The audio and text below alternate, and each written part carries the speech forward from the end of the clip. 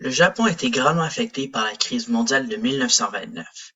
Puisqu'il était faible en matières premières et avait du mal à nourrir sa population qui ne cessait d'agrandir, le peuple était en accord pour que le Japon développe son empire expansionniste. Donc, après avoir déjà envahi la Mandchourie en 1931, le Japon attaquera violemment de nouveau la Chine orientale en prenant possession d'une grande partie de l'est de Chine, ce qui déclenchera la deuxième guerre sino-japonaise et ainsi le début de la guerre du Pacifique. Ceci aussi signifiait la continuité de l'expansion de l'Empire japonais.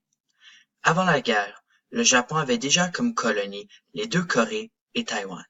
Pendant son expansion, le Japon a pris l'Indochine en 1940, qui se composait du Cambodge, du Vietnam et du Laos.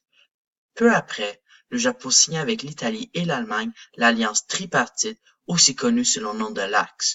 Cette alliance faisait en sorte que les trois empires seront alliés pendant la guerre.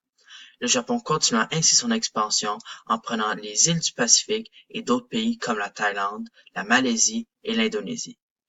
Par contre, le Japon fit une attaque surprise sur l'île américaine de Pearl Harbor le 7 décembre 1941.